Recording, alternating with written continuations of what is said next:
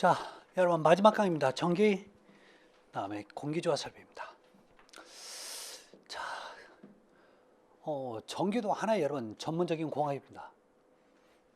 그러다 보니까 특히 여러분 전기 쪽은 특히 여성분이나 아니면 일반적인 남성분들이 전기를 좀 상당히 어렵게 생각하는데 여러분 절대 그런 거 아닙니다. 자, 더군다나 여러분 전기 쪽 들어가면 여러분 상당히 어려운 얘기가 많은데 그렇게 어려운 얘기는 아닌데, 자, 한번 기본적인 용어가 뭐가 있는지 한번 보도록 할게요. 먼저 전기설비 용어를 보면 첫 번째 전압이 나와요. 전압이 뭐지? 라고 하는데 여러분 이걸 굳이 전압으로 해석 안 해도 됩니다. 자, 비슷한 용어가 있는데 혹시 수압이라고 들어봤어요? 수압이 뭐예요? 물의 압력. 그러면 전압은요? 전기의 압력이에요. 어려운 거 아니죠?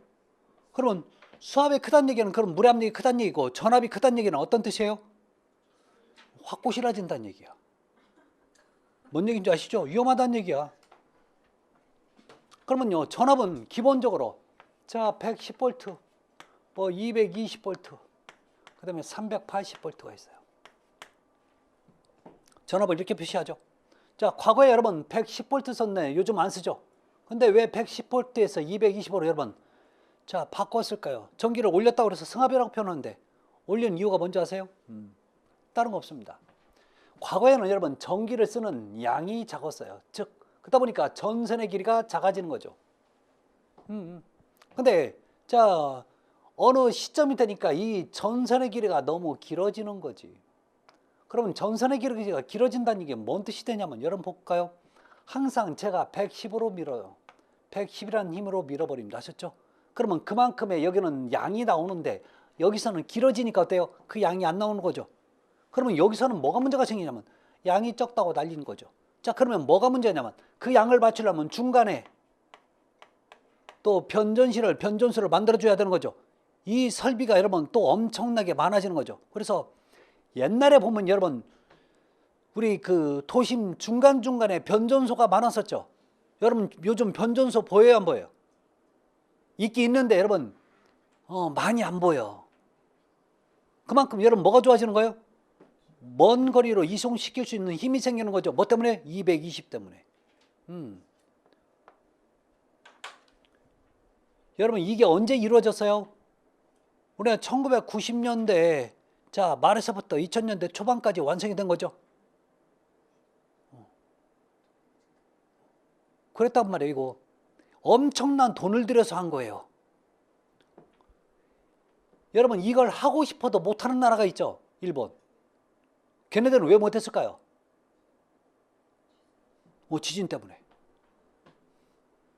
왜 그런지 아세요? 기본적으로 여러분 110하고 220하고는 여러분 그 전압의 충격이 다르죠. 여러분 220에 사람이 잘 죽는단 말이에요. 과거에 여러분 혹시 110에 여러분 혹시 감전돼 보셨죠?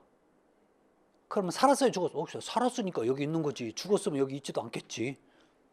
옛날에 여러분 그 110은 충격이 미미해서 우리 어릴 때도 제가 막 떼고 그랬어요. 아이 이러면서. 근데 220은요 잘 가. 직선을 못하면서. 그래서 220이 굉장히 위험한 전압입니다. 애매한 전압이라고요. 뛰기도 그렇고 안 뛰기도 그렇고. 자, 그러면 그래서 여러분 110에서 220으로 바뀌면서 안전장치들을 많이 만들어 놓죠. 옛날에는 여러분 흔히 두꺼비지라고 해서 이렇게 해서 구리만 설쳐놓고 이랬었죠. 그래서 큰 문제 없었는데 요즘은 그런 거 있어요, 없어요? 그런 거 아예 안 해. 누전 차단기라 배선용 차단기를 설치해서 뭐가 문제가 생기면 바로바로 차단하는 그런 안전장치들이 많이 발전이 됩니다. 자, 근데 이 시기가 여러분 어느 시기인 줄 아세요? 우리 한참 데모 많이 하던 시기였어. 데모. 그래서 여러분 요거 나오면서 여러분 공익 광고가 나오는 거죠. 뭐가 나와요? 에너지가 멀리까지 가다 보니까 손실이 줄어들어요. 그러면 에너지가 절약되는 거죠. 그 다음에 전자제품도 훨씬 더 오래 쓸 수 있어요. 그거 맞아. 근데 결정적인 거 하나를 얘기 안 했죠. 죽는다는 얘기는. 왜 그때 한참 데모하는데 죽는다는 얘기까지 하면 어때요? 또 못하게 하니까. 그래서 그 시절에 여러분 이걸 그냥 자 어떤 뭐 국민의 동의 없이 그냥 해버리는 거죠. 근데 일본 같은 데는 못할 수밖에 없는 게 지진 됐는데 해필 내가 깔렸는데 전선이 내 발에 닿고 있는 거죠. 깔려 죽는 게 아니라 이제 지져 죽는 거죠. 이제 그런 문제가 생길 수 있단 말이에요. 그래서 일본 같은 데는 하고 싶었어요. 근데 못하는 거지. 자, 하여튼 자, 이런 걸 여러분 뭐라고 한다고요? 전기의 압력 전압이라고 하는 거죠. 자, 그러면 전압은 크게 세 가지 종류로 나옵니다. 저압, 고압, 특고압. 자, 이걸 원칙은 여러분 특별고압입니다. 그래서 자, 특별고압이에요. 별자를 빼서 그냥 특고압, 독고압 그러는데 정식 명칭 특별고압입니다. 뭐 중요한 건 아니에요. 자, 문제는요. 이제 여러분 전압이 끝났으면 이제 뭘 배워야 되냐면 전류를 배워야 됩니다. 전류는요. 전기의 성질이 있던 게 흘러간다는 뜻이에요. 여러분 전기의 성질이 띄었다는 표현을 우리 흔히 전하라고 하죠.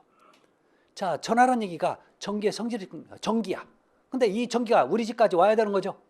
자, 우리 집까지 올 때 여러분 두 가지 방식으로 자 보내줄 수 있어요. 하나는 직류로 올 수 있고요. 또 하나는 여러분 교류로 옵니다. 그런데 우리나라는 거의 대부분 우리 집까지 올 때는요, 요 교류 방식으로 와요. 그러면 직류는 뭐고 교류는 뭐냐? 이거에 대해서 또 간단히 한번 설명 좀 한번 해볼 거예요. 자, 이건 여러분 에너지이기 때문에 눈에 보이지 않는 거죠. 물리적인 힘이에요. 자, 안 보이는 힘입니다. 안 보이는 힘. 에듀윌 유료 회원만의 명품 자료 서비스.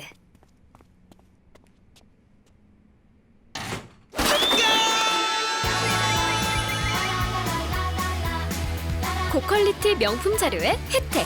오직 에듀윌 유료 회원에게만. 에듀윌.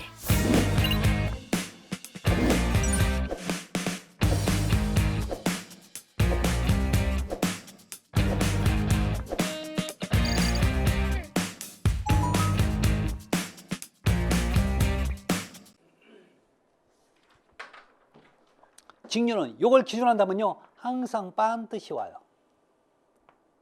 자, 그래서 여기가 여러분 전압이 되는 거죠. 예를 들어서 우리 건전지, 자, 여러분 직류를 뭐라고 얘기하냐면 다이렉트 커런트에서 DC라고 표현합니다. 자, 교류는 얼터네이트 커런트에서 AC라고 얘기하죠. 자, 그리고 여러분 직류는 주로 어디에서 많이 발생되냐면 건전지 있죠, 배터리 또는요 발전기 같은 데서는 기본적으로 직류가 발생돼요. 그러면 교류는요 주로 한전에서 우리 집으로 올 때 공급할 때 여러분 교류로 보내줍니다. 자, 그러면 직류는 뭐가 좋냐면 항상 여기가니까 일정하니까 이거 조절이 쉬워요. 그래서 속도 조절도 쉽고 내가 조절하기 쉬운 게 여러분 직류입니다. 자, 근데요 직류에 문제점이 있어요. 얘는요 똑같은 힘으로 밀어주려면 가면 갈수록 어때요? 여기서 밀어주는 힘이 더 세져야 돼.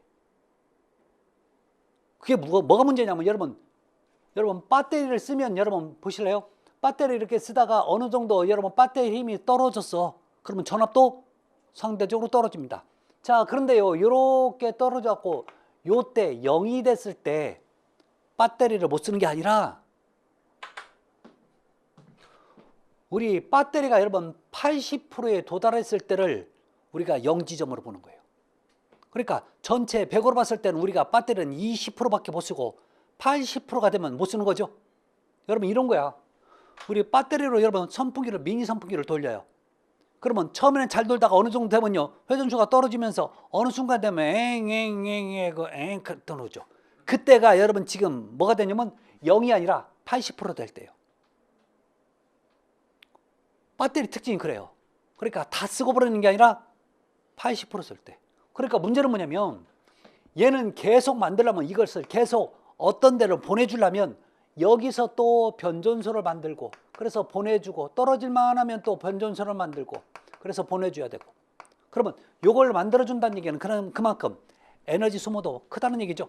설비비도 많이 들고 즉 이렇게 하면요 전기요금값이 비싸지는 거죠. 그래서 만들어진 게 요 교류죠. 요 교류는요 보실래요? 교류가 뭐예요? 왔다 갔다 하는 거죠. 자, 여기서는 이쪽 편을 왔다 갔다, 이쪽은 이쪽 편을 가는 거죠. 이렇게 왔다 갔다 하는 겁니다. 여러분 이런 파장을 전기에서는 정연파라고 하는데 자, 여러분들은 몰라도 상관없는데 보실래요? 여기 있으니까 여기가 있고, 여기 있으니까 여기가 있고, 여기 있으니까 이 자리네, 여기 있으니까 밑으로 내려갔네. 어디로 튈지 모르니까 얘는요, 이걸 조절하기가 굉장히 어려워지는 겁니다. 교류는. 그런데 좋은 게 뭐냐면 멀리 보낼 수 있어요. 멀리 보낼 수 있어. 자, 멀리 보낼 수 있다는 얘기는 그만큼 에너지 소모가 적게 간다는 얘기죠. 여러분 잠깐 보실래요? 대표적인 게 이게 뭐예요? 파도다. 여러분 제가 파도를 만드는 방법은 여러 가지가 있지만 이만한 돌멩이를 갖다가 한번 던져버려. 그러면 그만큼의 에너지만 소모가 되면 그 다음에 첨벙 떨어지면서 너울이 지면서 멀리까지 가는 거죠. 그러지 않아요? 첨벙할 때까지 내가 던지는 힘까지만 소모가 되면 나머지 멀리까지 간다고요. 그걸 이용하는 거예요. 여러분 바로 교류입니다. 자, 여러분 직류는 누가 발명을 했냐면 에디슨이 발명했습니다. 근데요, 그 당시에 에디슨은요, 그 당시에 그러니까 자기가 최고야.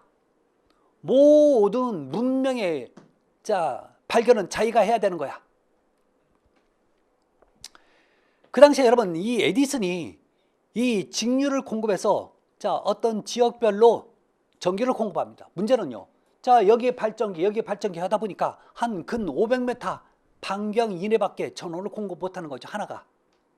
그러다 보니까 하나 이런 설비를 많이 만들다 보니까 설비가 많이 들어간 거죠. 설비가 많이 들어가니까 여러분 전기를 아무나 일반적인 사람들이 못 쓰는 거지. 왜? 비싸니까. 자, 그런데 전기를 써보니까 너무 좋아. 그걸 다 같이 썼으면 좋겠다는 생각에 서 미국 쪽에서 이제 그렇죠, 시에서 다 같이 쓸 수 있는 방법이 뭐가 있을까라고 합니다. 근데요, 에디슨은 자기 방식을 고집할 수밖에 없는 거야. 그렇죠? 근데요, 그 밑에 있던 테슬라라는 사람이, 테슬라 아시죠? 테슬라라는 사람이 원래 교류 장치를 발명을 하고 있었던 상태예요. 그게 완성이 되지 않았지만, 자, 그래서 사실은요, 이 에디슨 밑에서 여러분 이 테슬라가 일을 하게 되고 있는 상태였어요. 그래서 사실은 내가 이런 장치를 지금 갖고 있으니까, 자, 얘는 이런 문제점 때문에 이거보다는 이걸로 하면 어떨까라고 얘기를 합니다. 근데 에디슨은 무시하는 거죠. 왜? 자기가 최고인데. 그러니까 이제 테슬라가 나오면서 이걸 갖다 이제 시에다 제출하는 거죠. 그럼 경쟁 상태가 되는 거죠. 이 에디슨은 이런 거 잘 만드는 사람은 될지 몰라도 인류에 좀 이런 것을 문명을 좀 좋게 만드는 데는 좋은 큰 보탬을 될지는 몰라도 인간성은 썩 좋은 사람은 아니야. 이 사람이 즉 에디슨이 이걸 위험하다는 것을 알리기 위해서 뭘 만드는지 아십니까? 전기 의자를 만드는 거죠. 확 꼬실리는 거지. 봐봐, 이게 얼마나 위험해. 전기 의자를 에디슨이 만들었단 말이에요. 뭘로 만들어요? 지 걸로 안 만들고 이걸 교류로 만드는 거지. 교류 장치로. 봐, 이만큼 위험한 전기야. 사실 저도 높으면 안 죽나? 죽지. 그래서 사실은 여러분 교류는 멀리까지 가니까 많은 전력을 만들어서 사실 전압이 높아야 돼요. 그래서 멀리까지 가니까 사실 맞는 건 맞는 거야. 그렇지만 교류는 뭘 선택합니까? 교류 선택하는 거죠. 그래서 교류 장치가 계속 발전하는 거죠. 근데 그래서 직류가 나쁘다는 건 아닙니다. 직류도 여러분 일반적으로 여러분 열차 있죠. KTX 이런 데는 여러분 지금 속도가 변화해야 되는 거죠. 이때처럼 쓰는 건 여러분 직류입니다. 들어가요. 자, 그래서 교류가 만들어지면 그러면 테슬라가 억만장자가 됐어야 되는 거죠. 이 사람 쫄딱 망해서 진짜 쓸쓸하게 죽습니다. 참 인생 아이러니하죠. 그러니까 좀 못된 놈이 좀 잘 사는 거죠.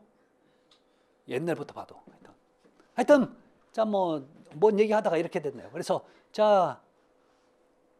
전류는 두 가지 방식이 있다는 거. 직류를 우리가 DC라고 얘기하고 교류는 AC라고 하는데 좀 있으면 이게 헷갈린다.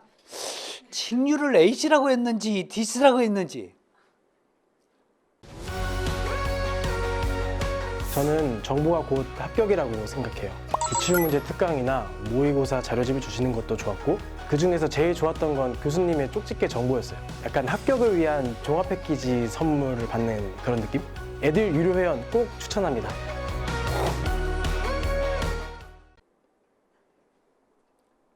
여러분 직류는 뭐가 대표적인 게 직류였어요?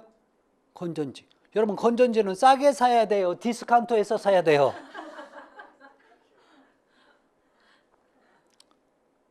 그쵸? 여러분 옛날에 여러분 110짜리 만지면 A씨하고 뛰었죠? 욕 안 했어요? 저만 욕했나? 저는 이거 항상 초창기에 공부할 때 이거 헷갈려고 맨날 어떻게 할까 궁리하다가 제가 그런 생각을 해서 이렇게 만들었던 거예요. 그래서 자, 뭐 이거 꼭 좋다는 게 아니라 자, 한번 제가 그렇게 한번 외웠던 방식을 한번 소개 한번 시켰습니다. 다음에 저항입니다. 여러분 저항을 흔히 우리가 R이라는 표현을 써요. 그냥 저항을 R이라고 이렇게 표현 많이 합니다. 그 이유가 뭐냐면 저항을 뭐라고 읽냐면 레지스탕스라고 읽어요. 많이 들어봤네. 저항과 독립운동가 이런 사람들을 여러분 레지스탕스라고 얘기하는 거죠. 그러면 저항은 뭔 뜻이냐? 잘 들어보실래요? 뭔가 흐르는데 못 가게 막는 힘을 저항이라고 얘기합니다. 막는 힘을 뭐라고 한다고요? 저항. 그러면 저항이 크다는 얘기는 전류가 잘 못 흘러간다는 얘기죠. 그러면 이걸 어디서 또 쓰냐? 여러분 열의 이동에서도 쓸 수 있고 그 다음에 배관에서 유체 흐름에 대해서도 여러분 저항이라는 표현을 쓸 수 있어요. 배관에서 저항이 크대. 그러면 물이 잘 흘러간다는 얘기예요? 못 흘러간다는 얘기예요? 막는 힘이 큰 거니까 못 흘러가는 거지. 그러면 열의 이동이 생기는데 저항이 크다는 얘기는 열의 이동이 잘 안 생기는 거죠. 열의 이동이 잘 안 생긴다는 표현을 여러분 뭐라고 하는지 아세요? 단열 성능이 좋다라고 얘기하는 거죠. 이럴 때 써먹었어요. 다 써먹어. 전기에서만 써먹는 게 아니에요. 그래서 자 저항은 뭔 뜻이라고요? 못 가게 막는 힘. 이렇게 보시면 됩니다. 나중에 여러분 요거에 대해서 자 나중에 좀 설명 좀 드릴게요. 지금은 여러분 지금 설명해봐야 몰라. 그러니까 이 물의 관계, 그러니까 이 전기의 관계를 꼭 전기로 해석 안 해도 물로 해석해도 여러분 다 된다는 얘기입니다. 자 다음에 조명 설비 좀 볼까요? 자 조명 설비는 여러분 광속, 광도, 자 조도, 휘도가 있어요. 자 이걸 여러분 조금 더 여러분 요거 더 쉽게 한번 볼까요? 이런 거죠 여러분. 램프가 있는데 이 램프에서 나오는 빛의 양이 있어요. 빛의 양을 광속이라고 얘기합니다. 아셨죠? 이 광속이 많을수록 여러분 요 주변이 환해요. 자 그런데 빛의 세기를 뭐라고 하냐면 광도라고 하는 거죠. 여러분 이 형광등 같은 경우에는요 굳이 멀리 갈 필요가 없는 거죠. 이 거리가 여러분 그렇게 긴 거리가 아니기 때문에 이 주변에 빛이 많을수록 자 환해지는 겁니다. 그런데요 지금 제가 강의를 하는데 이 프로젝션 빔이 여기까지 빛이 조달돼야 되는 거죠. 그러면 얘는요 광속이 많아야 되는 게 아니라 광도가 커야 되는 거죠. 그러지 않겠어요? 여러분 혹시 우리 랜턴 있죠? 랜턴 손전등. 손전등이 어떤 건 여러분 여분 주변만 환한 게 있고 멀리 가는 게 있죠. 근데 이 손전등을 내가 어떤 용도로 쓸 거냐면 자전거 탈 때 쓸 거야. 그러면 광속이 커야 돼요? 광도가 커야 돼요? 광도가 커야 여러분 일정량 여러분 멀리까지 가야 내가 쓸 수 있는 거 아니에요? 그래서 광속이 뭐고 광도가 뭔지 자 기본적으로 좀 봐주시고 다 조도입니다. 램프가 비쳐요. 그러면 지금 제가 여기서 책을 보고 있어야 돼. 근데 얘가 아무리 저만 밝아도 뭐 안 되는 거지. 최소한 여기까지 빛이 도달돼야 되는 거죠. 그래서 조도란 얘기는요 여기 비추는 면의 밝기야. 즉 내가 여기를 원한다면 여기까지 밝기의 정도를 여러분 조도라고 얘기하는 거죠. 자 문제는 여기서 빛이 반사돼서 내 눈에 들어가는 빛의 양을 여러분 뭐라고 얘기하면 휘도라고 하죠. 휘도가 크다는 얘기는 즉 눈부심이 크다는 얘기나 마찬가지입니다. 자 이런 얘기들을 여러분 나중에 좀 자 단어와 함께 좀 정리 좀 하시면 돼요. 자 엘리베이터입니다. 엘리베이터는 크게 교류를 쓰는 엘리베이터가 있고 직류를 쓰는 엘리베이터가 있습니다. 자 그러면 어느 쪽이 다 좋냐면 여러분 직류 쪽이 좋아요. 여러분 직류를 쓰잖아요. 그러면 속도가 굉장히 빠르고 착상감도 좋고 그래요. 예를 들어서 여러분 서울에 가면 롯데월드타워 있죠. 123층 올라가려면 여러분 교류 쓰면 안 돼. 무조건 뭐예요? 직류를 사용합니다. 자 이런 용도를 조금씩 배울 겁니다. 자 다음에 엘리베이터의 구조예요. 엘리베이터는 여러 가지 부속품으로 구성되어 있습니다. 정말 많은 부속품이에요. 예를 들어서 이런 얘기를 씁니다. 엘리베이터가 자동차보다 더 많은 부속품으로 이루어져 있다고 얘기합니다. 자, 문제는요. 각각의 어떤 부속품들이 하는 역할들이 있어요. 그걸 물어봐요. 주로 안전장치에 대해서 물어봅니다. 뭐 조속기, 그 다음에 로프, 자 가이드레일, 그 다음에 저 균형축, 카운터웨이트라고도 하죠. 자 파이널 리미트 스위치도 있네요. 자 인터록 장치 있고, 자 그다음에 이런 것들 더 많은 게 있어요. 그럼 이런 장치들이 어떤 역할을 하냐라고 물어볼 거예요. 그런 역할에 대해서 자 배울 겁니다. 자 그다음에 공기 조화 설비입니다. 자 이걸 여러분 흔히 공조 설비라고 얘기하는데요. 자 이 공조 설비 같은 경우 여러분 우리나라 같은 경우는 아파트에 이 공조 설비가 있는 방식은 없다고 봅니다. 자 그러면 어디에 있냐? 여러분 상가 같은 데 가면, 이런 빌딩 같은 데 가면 여러분 구멍 뚫린 데에서 여름에는 찬바람, 겨울에는 따뜻한 바람이 나오는 그런 빌딩이라든지 상가 있죠. 그건 내가 난방이나 냉방을 한 게 아니라 어디 공조실에서 자 찬바람에 따뜻한 바람을 넣어주는 거죠. 이런 방식을 여러분 공기조화 설비라고 얘기하죠. 줄여서 공조 설비입니다. 자 그래서 이런 장치들에 대해서 조금씩 배우고, 그 다음에 먼저 이제 전열 이론에 대해서 배웁니다.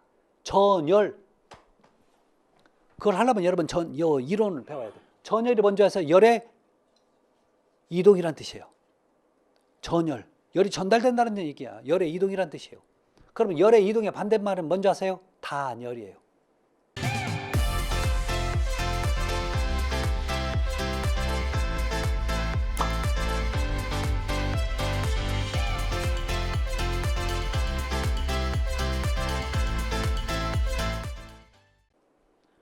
근데 나중에 여러분 이 전열과 단열은 서로 반대인데도 불구하고 해석을 같이 해야 나중에 공부가 완성이 돼요. 자 그러면 자 이런 기본적인 개념입니다. 아셨죠? 전도는 자 뜨거운 열의 매개체가 있어요. 자 얘는요 요 열을 전도시키는 고체가 필요합니다.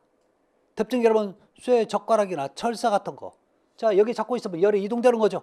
이런 현상을 여러분 전도라고 합니다. 이게 여기만 이루어지는 게 아니라 벽에서도 열의 전도가 이루어지는 거죠. 그렇지 않겠어요? 자, 이것도 여러분 전도죠. 잡고 있으면 여러분 뜨거워지잖아요. 이쪽으로 열이 이동되니까. 이게 전도예요. 자, 열의 대류작용입니다. 자, 대류, 열이라는 표현은 안 써도 상관없어요. 대류입니다. 자, 대류는 뭐냐? 따뜻한 공기는 위로 가고 찬 공기는 밑으로 가는 거죠. 자, 이게 계속 순환을 하는 거죠. 대표적으로 여러분 증기난방과 온수난방이 대류로 난방하는 방식입니다. 자, 근데 이 대류는요 공기에서도 일어나지만 액체에서도, 즉 물에서도 일어나는 거죠. 우리 라면 끓이기 위해서 이렇게 해놓고 있으면 조금 있으면 물이 뭉실뭉실 올라오는 거죠. 이게 여러분 지금 대류작용이 이루고 있죠. 자, 한여름에 뜨거운 여름에는요 저수지에서도 대류작용이 일어나요. 대류작용이. 자, 복사입니다. 복사는 어떤 매개체가 없이도 열이 이동되는 현상이죠. 여러분 지금 태양은 타고 있는 거죠. 그 열이 열과 빛이 같이 우리 지구에 전달되는 거죠. 지금 여기다 누가 짝대기 꽂아놨어요? 타고 오는 거예요. 어떤 매개체도 없이도 여러분 열이 이동되는 현상을 여러분 복사라고 얘기합니다. 아셨죠? 네. 자, 그러면 쉽게 해서 여러분 이거죠. 모닥불을 피워요. 그럼 위에 있으면 왜 뜨거운 거예요? 뜨거운 거 위로 올라오니까 여러분 뜨거워진다니까? 근데도 얘는 옆에도 왜 뜨거운 거예요? 이게 복사 때문에 그러는 거죠. 자, 꼬쟁이를 올려놨어요. 그 꼬쟁이 타고 열이 이동되니까 뭐예요 이거? 전도라고 얘기하는 거죠. 이런 개념이라는 거죠. 자, 그 다음에 공기 조화 방식이 있습니다. 자, 하나는 여러분 전부 다 공기로 하는 방식이에요. 자, 이게 무슨 얘기냐면 찬 공기로 냉기를 공급하고, 그 다음에 자 따뜻한 공기로 난방을 하는 방식, 이게 여러분 전공기 방식입니다. 전수 방식은 전부 다 물로 하는 방식입니다. 즉 온수로 하면 난방이 되는 거고, 그 다음에 냉수를 쓰면 냉방이 되는 거죠. 자, 그러면 전공기 방식은 우리가 배워야 될 거예요. 여러분 요겁니다.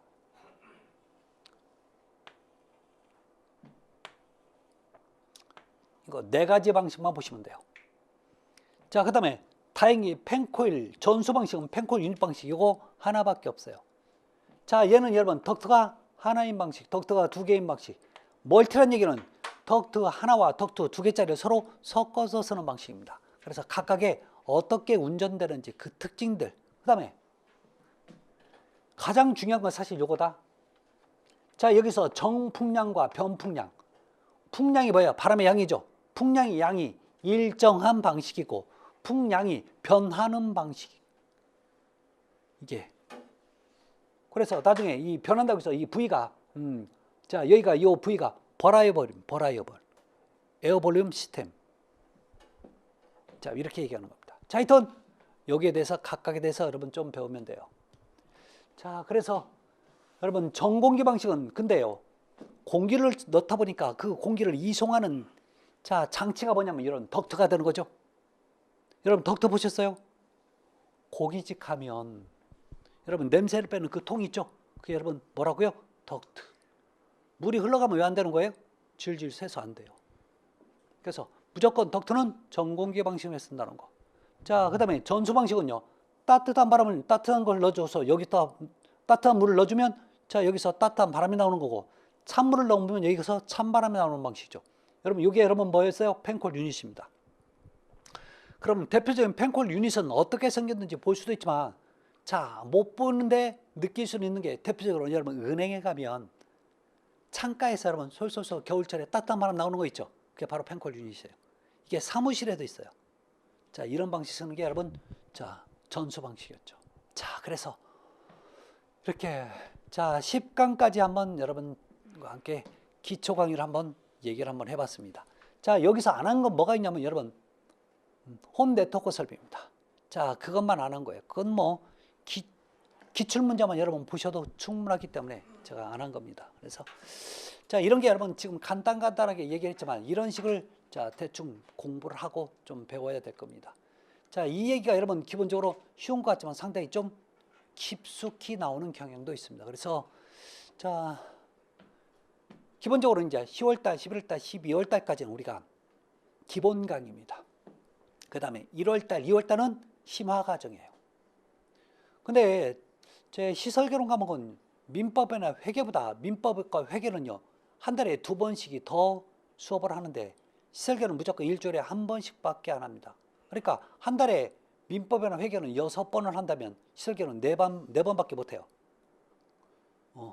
그렇게 시간표가 짜져 있습니다. 아셨죠? 자, 그러다 보니까 시설개론 한 번씩 할 때마다 그 양이 상당히 많이 할 수밖에 없어요.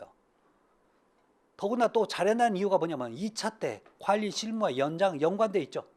그래서 나중에 대본 보면 자, 2차 공부하면서 시설개론 돈 많이 받았던 분 굉장히 많습니다. 아셨죠? 꼭 그 얘기를 꼭 하니까 여러분들도 자, 단단히 준비를 잘 해놓기 바랍니다.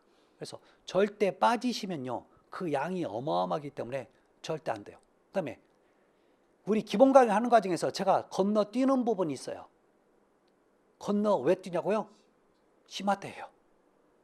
왜? 다 못해. 그래서 또 한꺼번에 여러분 다 준다고 해서 여러분 다 받아들이면 좋겠지만 다 받아들이지 못하는 거죠. 그래서 이 정도까지만 제가 조절을 합니다. 나머지는 제가 심화대 합니다 라고 하면서 자, 건너뛸 때니까 또 그때 가면요, 그 부분만 또 하는 게 아니라 조금 기본을 또 다시 하고 또 그 부분을 또 덧붙여서 하니까 자, 그렇게 하면 여러분 하나가 완성이 됩니다. 아셨죠?